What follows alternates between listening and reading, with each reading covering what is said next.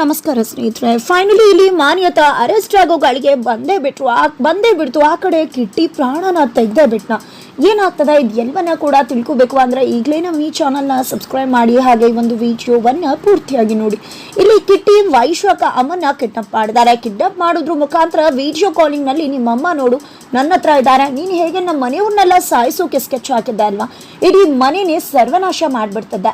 ಆ ಒಂದು ಊಟಕ್ಕೆ ವಿಷ ಹಾಕಿ ಮತ್ತೊಬ್ರು ಸಂಕಟ ಏನು ಅನ್ನೋದು ನಿನ್ಗೆ ಅರ್ಥ ಆಗ್ಬೇಕಲ್ವಾ. ಅಂದಮೇಲೆ ಕೊಲೆ ಮಾಡೋದ್ರ ಮುಖಾಂತರ ನೀವು ಉತ್ತರ ಕಲಿಸ್ಬೇಕಾಗತ್ತೆ. ನೋಡು, ಈಗ ನಿಮ್ಮಮ್ಮ ನನ್ನ ಹತ್ರ ಇದ್ದಾರೆ, ಊಟ ಕೇಳ್ತಿದ್ದಾರೆ, ಪಾಪ ಊಟ ಕೊಡ್ತಿದ್ದೀನಿ, ಅದ್ರ ಜೊತೆಗೆ ರಸಮ್ ಕೂಡ ಇದೆ, ಅದೇ ನೀನು ಮಾಡಿರೋ ರಸಮ್ಮೆ.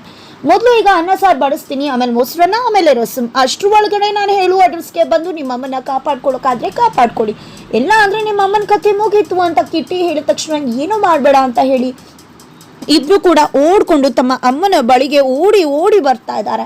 ಅತ್ತ ಕಡೆ ಮಾನ್ಯತಾನ ಎದುರು ಹಾಕಿದಾಳೆ, ಈ ಕಡೆ ಚಾರು ಅಂತ ಹೇಳ್ಬೋದು. ಚಾರು ಮಾನ್ಯತಾ ಮುಖಾಮುಖಿ ಆಗೋದ್ರ ಜೊತೆಗೆ ಚಾರು ಮಾನ್ಯತಾನ ಪ್ರಶ್ನೆ ಮೇಲೆ ಪ್ರಶ್ನೆ ಮಾಡ್ತಿದ್ದಾಳೆ. ಮಾನ್ಯತಾ ಅಂತೂ ತಾನು ಮಾಡಿದ್ದು ಸರಿ ಅಂತ ಹೇಳಿ ಸಮರ್ಥನೆ ಮಾಡ್ಕೊತಿದ್ದಾರೆ. ಸ್ವಲ್ಪ ಕೂಡ ಗಿಲ್ಟ್ ಫೀಲ್ ಕಾಡ್ತಾ ಇಲ್ಲ.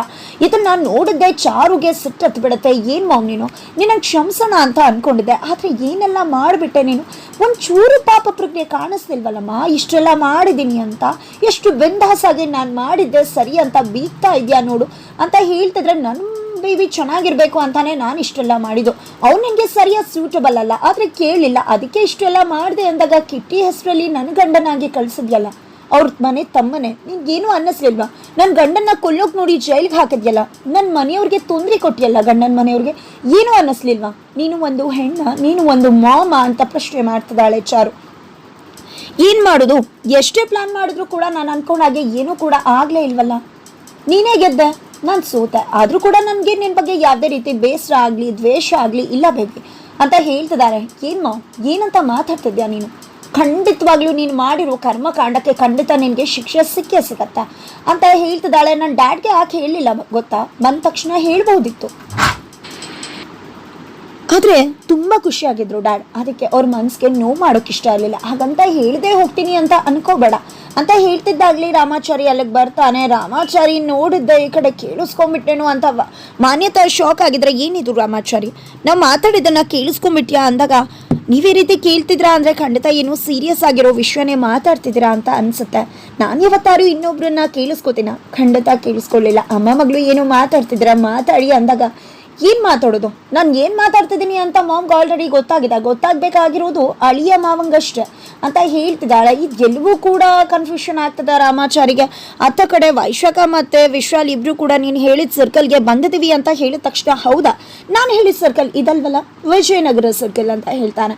ಮತ್ತೆ ವಿಜಯನಗರ ಸರ್ಕಲ್ ಕಡೆ ಓಡ್ತಿದ್ದಾರೆ. ಆ ಕಡೆ ನಾರಾಯಣಾಚಾರ್ಯಗಳು ಜಾನಕಿ ಅವ್ರ ಹತ್ರ ಬಾ ಹಾಸ್ಪಿಟಲ್ಗೆ ಹೋಗಿ ಮುರಾರಿನ ನೋಡ್ಕೊಂಡು ಬರೋಣ ಅಂದಾಗ, ಕಿಟ್ಟಿ ಬೇಡ ಅಂತ ಹೇಳ್ದ, ಯಾವುದೇ ಕಾರಣಕ್ಕೂ ಕೂಡ ನೀವು ಹೊರಗಡೆ ಬರಬೇಡಿ, ಮನೆನೇ ಒಳಗಡೆನೆ ಇರಿ ಅಂತ ಹೇಳ್ದ. ಮುರಾರಿ ಕಳ್ಕೊಂಡು ಇವತ್ತು ನಾನು ಡಿಸ್ಚಾರ್ಜ್ ಆಗಿ ಕರ್ಕೊಂಡು ಬರ್ತೀನಿ ಅಂತ ಹೇಳ್ದ ಅಂದಾಗ, ಕಿಟ್ಟಿ ಆ ರೀತಿ ಹೇಳ್ದಾನೆ ಅಂದರೆ ಖಂಡಿತ ಏನೋ ಒಂದು ಇರತ್ತೆ ದಷ್ಟರದು ಅಂತ ಹೇಳ್ತಾರೆ. ಏನಿದು ಅಪ್ಪ, ಏನು ಮಾತಾಡ್ತಿದ್ರ ನೀವು ಅಂದಾಗ, ಕೆಲವೊಂದು ಅಪ್ರಿಯ ಸತ್ಯಗಳಿರುತ್ತೆ, ಅದು ಗೊತ್ತಾಗದೇ ಇದ್ರೆ ಒಳ್ಳೇದು ಅಂತ ನಾರಾಯಣಾಚಾರ್ಯಗಳು ಹೇಳ್ತಾರೆ. ಏನೋ ಆದ್ರೆ ಪಾಪ ಮುರಾರಿ ಒಳ್ಳೆ ರೀತಿ ಆರೋಗ್ಯವಾಗಿ ಬಂದ್ರೆ ಸಾಕು. ಪಾಪ ಅವತ್ತು ಊಟ ಮಾಡ್ಬೇಕಾದ್ರೆ ನನ್ನ ಕಣ್ಣೆ ಬಿದ್ಬಿಡ್ತು ಅಂತ ಅನ್ಸುತ್ತೆ. ಮೊದಲು ಭಾಶ್ರುತಿ ಮುರಾರಿಗೆ ಇಷ್ಟ ಆಗಿರುವ ಅಡುಗೆ ಮಾಡೋಣ ಅಂತ ಹೇಳಿ ಹೋಗ್ತಾರೆ. ಇಷ್ಟೆಲ್ಲ ಆಗೋದ್ರ ಜೊತೆಗೆ ಈ ಕಡೆ ಮಾನ್ಯತಾಗೆ ಕಿಟ್ಟಿ ಕಾಲ್ ಮಾಡಬೇಕು, ಅಷ್ಟರಲ್ಲಿ ವೈಶ್ವಕ ಮತ್ತು ವಿಶ್ವಾಲ್ ಇಬ್ರು ಕೂಡ ಬರ್ತಿದ್ದಾಗ ಇಬ್ರು ಕೂಡ ಘಟ ಅಂತ ನೀರು ಕುಡಿತಿದ್ದಾರೆ. ಅಯ್ಯೋ ಏನಪ್ಪ ಇದು, ಹೇಳ್ದೆ ಕೇಳ್ದೆ ನೀರು ಕುಡಿದ್ಬಿಟ್ರಲ್ಲ, ಟೇಸ್ಟ್ ಇಲ್ಲ ಏನಿಲ್ಲ, ಹೆಂಗೆ ಕಂಡುಹಿಡಿತೀರಾ, ಅದ್ರೊಳಗೆ ವಿಷ ಬರ್ಸಿದ್ದೀನಿ ಅಂದ ತಕ್ಷಣ ಈ ಕಡೆ ಸತ್ತು ಹೋಗ್ಬಿಡ್ತೀವಿ ಅಂತ ಇಬ್ರು ಕೂಡ ಪ್ಯಾನಿಕ್ ಆಗ್ತಿದ್ದಾರೆ. ಈ ಕಡೆ ಅಮ್ಮ ಅಂತೂ ಊಟ ಮಾಡ್ತಾ ಇದ್ದಾರೆ ಜಬರ್ದಸ್ತಾಗಿ. ಒಳ್ಳೆ ಸಮಯಕ್ಕೆ ಬಂದ್ರಿ, ಇನ್ನೇನೋ ಬಡಿಸ್ಬೇಕು ನಾನು, ಅಷ್ಟ್ರಲ್ಲಿ ಬಂದ್ಬಿಟ್ರಲ್ಲ ಅಂತ ಕಿಟ್ಟಿ ಹೇಳ್ತಿದ್ದಾನೆ. ಈ ಕಡೆ ವಿಷ ಕುಡಿದ್ಬಿಟ್ವಿ ಅಂತ ಅನ್ಕೊಂಡು ಭಯ ಬೀಳ್ತಿದ್ರೆ, ನಿಮ್ಗೆ ಯಾವುದೇ ರೀತಿ ವಿಷ ಹಾಕಿಲ್ಲ, ಅದು ಚೆನ್ನಾಗಿರೋ ನೀರೇ, ಹೇಳಿದ ತಕ್ಷಣ ಎಷ್ಟು ಗಾಬರಿ ಆಗೋಯ್ತಲ್ವಾ ಅಂತ ಕಿಟ್ಟಿ ಹೇಳ್ತಾನೆ. ನಿನ್ನ ಪಾರ್ಟ್ನರ್ಗೂ ಕೂಡ ಕಾಲ್ ಮಾಡಿ ಹೇಳ್ತೀನಿ ಇವೆಲ್ಲ ಕೂಡ ಅವರು ನೋಡ್ಬೇಕಲ್ವಾ, ಆಮೇಲೆ ಇದೇ ಕೊನೆ ಗಳಿಗೆ ಆಗ್ಬಿಟ್ರೆ ಜೀವಂತವಾಗಿ ನೋಡುದು ಅಂತ ಅನ್ಕೊಂಡಿದ್ದೆ.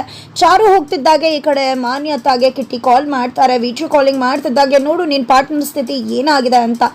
ಇಬ್ರು ಕತೆ ಇವತ್ತು ಖಂಡಿತ ಮುಗಿಯತ್ತೆ. ಇಬ್ರು ಕೂಡ ಇನ್ ಮುಂದೆ ಯಾವುದೇ ಕಾರಣಕ್ಕೂ ನಿನ್ನ ಕಣ್ಣಿಗೆ ಕಾಣಿಸಲ್ವೇನೋ ಪರಲೋಕ ಸೇರೋದಂತೂ ಶತಸಿದ್ಧ. ನಿನಗೂ ಅಲ್ಲಿ ಅತ್ತಿಗೆ ಬಂದು ನಿನಗೂ ಕೂಡ ಬೇರೆ ಪ್ರಪಂಚನೇ ತೋರಿಸ್ತಾ ಇರ್ಬೇಕಲ್ವಾ. ಇಲ್ಲಿ ನಾನು ಇವ್ರನ್ನ ನೋಡ್ಕೊಂಡ್ರೆ ಅಲ್ಲಿ ಅತ್ತಿಗೆ ನಿನ್ನನ್ನು ನೋಡ್ಕೋತಾರೆ ಅಂತ ಗೊತ್ತು ಅಂತ ಹೇಳಿ ಕಿಟ್ಟಿ ಕಾಲ್ ಕಟ್ ಮಾಡ್ತಾರೆ. ನಂತರ ಈ ಕಡೆ ಅಜ್ಜಿ ನನಗೆ ರಸಮ್ ಬೇಕು, ಊಟ ಹಾಕಿ ಅಂತ ಹೇಳ್ತಾ ಇದ್ದಾರೆ. ಈ ಕಡೆ ವೈಶ್ವಕ ಬೇಡಮ್ಮ ಅಂತ ಹೇಳಿದ್ರು, ಕೇಳ್ತಿಲ್ಲ, ನಂಗೆ ಬೇಕು ಅಂತ ಬಡಿಸ್ಕೊಂಡು ಜಬರ್ದಸ್ತಾಗಿ ಜಮಾಯಿಸ್ತಾ ಇದ್ದಾರೆ. ಈ ಕಡೆ ಅಜ್ಜಿ ಊಟನ ಈ ಕಡೆ ವಿಶಾಲನ್ನ ಇಟ್ಕೊಂಡಿದ್ದೆ, ಈ ಕಡೆ ಕಿಟ್ಟಿ ಕುತ್ತಿಗೆನ ಹಿಡ್ಕೊಂಡಿದ್ದೆ. ಹಾಗೆ ಬಾಯಿನ ಓಪನ್ ಮಾಡಿ ತುಂಬ ಫೋರ್ಸ್ಫುಲಿ ಆಗಿ ನೀರನ್ನು ಕುಡಿಸೇ ಬಿಟ್ಟ. ಇದು ವಿಷದ ನೀರು. ಈಗ ನಿನ್ನ ತಮ್ಮ ಈ ಕಡೆ ನಿನ್ನಮ್ಮ ಇಬ್ರು ಕೂಡ ಮುಗಿತಾರೆ, ನೀನು ಇವರನ್ನ ನೋಡ್ಕೊಂಡು ವಿಲ ಅಂತ ಸಾಯ್ಬೇಕು ಅಂತ ಕಿಟ್ಟಿ ಹೇಳ್ತಿದ್ದಾರೆ. ಈ ಕಡೆ ಇಬ್ರನ್ನ ಕೂಡ ನೋಡ್ಕೋಬೇಕು, ಅಟ್ ಎ ಟೈಮ್ ಇಬ್ರನ್ನ ಕೂಡ ಬದುಕಿಸ್ಕೋಬೇಕು. ನೀರು ಕುಡ್ಸೋಕೆ ಹೋಗ್ತಿದ್ದಾನೆ, ಅಮ್ಮ ಕೆಮ್ತಿದ್ದಾರೆ, ವಿಶಾಲ್ ಕೆಮ್ತಿದ್ದಾನೆ. ಈ ಕಡೆ ನೀನು ಈ ರೀತಿ ನೀರು ಕುಡಿಸಿದ್ರೆ ಖಂಡಿತ ಹಾಸ್ಪಿಟ್ಲ್ ಹೋಗೋದ್ರೊಳಗೂ ಕೂಡ ಜೀವ ಹೊರಟೋಗ್ಬಿಡುತ್ತೆ ಅಂತ ಕಿಟ್ಟಿ ಹೇಳ್ತಿದ್ರೆ, ಅಮ್ಮ ಏನೂ ಆಗಲ್ಲ ವಿಶಾಲ್ ಏನೂ ಆಗಲ್ಲ ಅಂತ ಇಬ್ಬರ ನಡುವೆ ಸಾಕಾಗೋಗ್ಬಿಟ್ಟಿದೆ. ಈ ಕಡೆ ವೈಶ್ವಾಕಾಗ ಇಬ್ಬರನ್ನ ಕೂಡ ಬದುಕಿಸ್ಕೋಬೇಕು. ಹಾಗಿದ್ರೆ ಕಿಟ್ಟಿ ನಿಜವಾಗ್ಲೂ ಕೂಡ ವಿಷ ಹಾಕ್ಬಿಡ್ನ ಅಂಥ ಪಾಪದ ಕೆಲಸಕ್ಕೆ ಮುಂದಾಗ್ತಾನ. ವೈಶ್ವಾಕ ಮಾಡಿದ ತಪ್ಪಿಗೆ ಇನ್ನೋಸೆಂಟ್ ಅಜ್ಜಿಗೆ ವಿಷ ಹಾಕುವಂಥ ಒಂದು ಕೆಟ್ಟ ಮನಸ್ಥಿತಿ ಕಿಟ್ಟಿಗಿದೆಯಾ? ಜೊತೆಗೆ ಅತ್ತ ಕಡೆ ನೋಡಿದ್ರೆ ಪೊಲೀಸ್ ಅವರು ಮನೆಗೆ ಎಂಟ್ರಿ ಕೊಡ್ತಾರೆ. ಅಜ್ಜಿ ಬರ್ತಿದ್ದಾಗೆ ನೀವೇನು ಇಲ್ಲಿ ಅಂತ ಕೇಳಿದಕ್ಕೆ ಮಾನ್ಯತಾ ಅವರಿದ್ದಾರಾ ಅಂದಾಗ, ಹೌದು ಅವಳು ನನ್ನ ಸೊಸೆ ಒಳಗಡೆ ಇದ್ದಾಳೆ, ಕರಿತೀನಿ ಇರಿ ಅಂತ ಹೇಳಿದಾಗ ಈ ಕಡೆ ಚೋಟು ಕೂಡ ಇರ್ತಾನೆ. ಅಷ್ಟರಲ್ಲಿ ರಾಮಾಚಾರಿ ಮತ್ತು ಚಾರು ಕೂಡ ಬರ್ತಾರೆ. ಏನಾಯ್ತು ಅಜ್ಜಿ, ಯಾರು ಬಂದಿದ್ದು ಅಂದಾಗ ಪೊಲೀಸ್ ಅವ್ರು ಬಂದಿದ್ದಾರೆ ಅಂದಾಗ, ಪೊಲೀಸ್ ಅವರ ಯಾಕೆ ಬಂದಿದ್ದಾರೆ ಅಂತ ಕೇಳ್ತಿದ್ದಾಳೆ. ಅದೇನು ಇನ್ಸ್ಪೆಕ್ಟರ್ ಬಂದಿದ್ದಾರೆ, ಅವರು ಮಾನ್ಯತಾನ ಭೇಟಿ ಮಾಡಬೇಕಂತೆ ಅಂದಾಗ, ಹೌದಾ, ಹೋಗು ಚೋಟು ಮಾಮ್ಗೆ ಹೇಳು ಪೊಲೀಸ್ ಅವ್ರು ಬಂದಿದ್ದಾರೆ ಅಂತ ಹೇಳಿ ಕಳಿಸ್ತಾರೆ. ಈ ಕಡೆ ಮುಗೀತು ಕತೆ, ನಮ್ಮ ಮಾಮ್ ಸಿಕ್ಕಾಕೊಂಡ್ರು, ನಾನೇನು ಕಳಿಸೋದು, ಪೊಲೀಸ್ ಅವರೇ ಪಾಠ ಕಲಿಸ್ತಾರೆ ಅಂತ ಅನ್ಕೋತಾ ಇದ್ರೆ ಆ ಕಡೆ ನಿಜವಾಗ್ಲೂ ಕೂಡ ಕಿಟ್ಟಿ ವಿಷ ಹಾಕ್ಲಿಕ್ಕೆ ಸಾಧ್ಯನಾ ಅನ್ನೋ ಒಂದು ಯಕ್ಷ ಪ್ರಶ್ನೆ ಉದ್ಭವವಾಗ್ತದೆ. ಖಂಡಿತವಾಗ್ಲೂ ಕಿಟ್ಟಿ ಈ ರೀತಿಯಾಗಿ ಯಾರ್ದು ಜೀವ ತೆಗಿಯೋ ಕೆಲಸನ ಖಂಡಿತ ಮಾಡೋದಿಲ್ಲ. ಖಂಡಿತ ಯಾವುದೇ ರೀತಿ ರಸಮ್ನ ಕೂಡ ತಿನ್ಸಿರುವುದಿಲ್ಲ, ವಿಷಯನೂ ಕೂಡ ಕುಡಿಸಿರುವುದಿಲ್ಲ. ವೈಶಾಖಾಗೆ ಮುಟ್ಟು ನೋಡ್ಕೊಳ್ಳೋ ಹಾಗೆ ಬುದ್ಧಿ ಕಲಿಸ್ಬೇಕು ಅಂತಾನೆ ಈ ರೀತಿ ಕಿಟ್ಟಿ ಮಾಡಿರೋದು ಶತಸಿದ್ಧ ಅಂತ ಹೇಳ್ಬೋದು. ಅತ್ತ ಕಡೆ ಚೋಟು ಹೋಗಿ ಪೊಲೀಸ್ ಅವರು ಬಂದಿದ್ದಾರೆ ಇನ್ಸ್ಪೆಕ್ಟರ್ ಅಂತಿದ್ದಾಗೆ ಮಾನ್ಯತಾ ನಡ್ಗೆ ಹೋಗ್ತಾರೆ. ಆಲ್ರೆಡಿ ಜೈಶಂಕರ್ ಎಲ್ಲರೂ ಕೂಡ ಇದ್ದಾರೆ, ಪೊಲೀಸ್ ಅವರು ಮಾತಾಡ್ತಿದ್ದಾರೆ ಯಾವ ವಿಷಯವಾಗಿ ಬಂದಿರುವುದು ಅಂತ. ಆದರೆ ಮಾನ್ಯತಾ ಅನ್ಕೋತಿದ್ದಾರೆ ನನ್ನ ವಿಷಯ ಬಟ ಬಯಲಾಗಿದೆ ಅಂತ. ಈ ಕಡೆ ನಾನು ಬೇಕು ಅಂತ ಮಾಡಿಲ್ಲ ಅಜ್ಜಿ ಅಂತ ಕಾಲಿಟ್ಕೊಳಕ್ ಹೋದ್ರೆ ಏನ್ ಮಾಡ್ತಿದ್ಯಾ ಮಾನ್ಯತಾ, ಅವ್ರು ಯಾಕೆ ಬಂದಿದ್ದಾರೆ, ಜಸ್ಟ್ ಒಂದು ಇನ್ವೆಸ್ಟಿಗೇಟ್ ಮಾಡೋಕಷ್ಟೇ ಬಂದಿರೋದು ಅಂತ ಹೇಳ್ತಿದ್ದಾಗ ಈ ಕಡೆ ಮಾನ್ಯತಾಗೆ ಜೀವ ವಾಪಸ್ ಬಂದಾಗ ಆಗುತ್ತೆ. ಬಿಕಾಸ್ ಯಾವುದೇ ಸತ್ಯ ಕೂಡ ಇನ್ನೂ ಕೂಡ ಬಟ ಬಯಲಾಗಿಲ್ಲ. ಯಾವುದೋ ವಿಷಯವಾಗಿ ಪೊಲೀಸರು ಬಂದಿರ್ತಾರೆ ದೇವ್ ಬಗ್ಗೆ ವಿಚಾರಿಸೋಕೋ ಏನೋ. ನಂತರ ಅವರು ಹೋಗ್ತಿದ್ದಾಗ ಈ ಕಡೆ ಚಾರು ಹೇಳಿದ ಮಾತನ್ನು ಕೇಳಿ, ಏನಾಯ್ತು ಚಾರು ಮೇಡಮ್, ಯಾಕೆ ಈ ರೀತಿ ಮಾತಾಡ್ತಿದ್ರ ಅಂತಿದ್ದಾಗೆ, ಯಾಕ ಅವ್ರು ನನ್ನ ತಾಳಿಗೆ ಕೈ ಹಾಕಿದ್ರು ಚಾರಿ ಅಂತ ಹೇಳ್ತಿದ್ದಾಳೆ. ಏನು ಮಾತಾಡ್ತಿದ್ದೆ ಚಾರು ಮೇಡಮ್ ಅಂತ ಕೇಳ್ತಿದ್ರೆ, ಹೌದು ರಾಮಾಚಾರಿ, ನಿನ್ನನ್ನು ಜೈಲಿಗೆ ಕಳಿಸಿದ್ದು, ನಿನ್ನನ್ನು ಕೊಲ್ಸೋಕೆ ನೋಡಿದ್ದು, ಕಿಟ್ಟಿನ ಸಾಯಿಸೋಕೆ ನೋಡಿದ್ದು, ನಮ್ಮ ಮದುವೆನ ಮುರಿಯೋಕೆ ನೋಡಿದ್ದು, ಕಿಟ್ಟಿನ ನಮ್ಮ ಮನೆ ಕಳಿಸಿದ್ದು ಬೇರೆ ಯಾರೂ ಅಲ್ಲ ರಾಮಾಚಾರಿ, ಇದೇ ನಮ್ಮ ಮಾನ್ಯತಾ ಅಂತ ಹೇಳ್ತಿದ್ದಾಗ ಈ ಕಡೆ ಮಾನ್ಯತಾ ನಡ್ಗೋಗ್ತಿದ್ರೆ ಈ ಕಡೆ ಜೈಶಂಕರ್ ಕೆಂಡ ಆಗ್ತಿದ್ದಾರೆ. ನರಕದರ್ಶನ ತೋರಿಸೋದಕ್ಕೆ ಚಾರಿ ಜೈಶಂಕರ್ ಇಬ್ರು ಕೂಡ ಒಟ್ಟಿಗೆ ಸಿದ್ಧವಾಗ್ತಿದ್ದಾರೆ. ಹಾಗಿದ್ರೆ ಮಾನ್ಯತಾ ಕತೆ ಏನಾಗ್ಬೋದು, ಅಸಲಿ ಆಟ ಈಗ ಶುರುನಾ, ಏನಾಗ್ತದೆ ತಿಳ್ಕೊಬೇಕು ಅಂದರೆ ಈಗಲೇ ನಮ್ಮ ಈ ಚಾನಲ್ನ ಸಬ್ಸ್ಕ್ರೈಬ್ ಮಾಡಿ ಮುಂದಿನ ವಿಡಿಯೋಗೋಸ್ಕರ ವೇಟ್ ಮಾಡೋದನ್ನು ಮರಿಬೇಡಿ.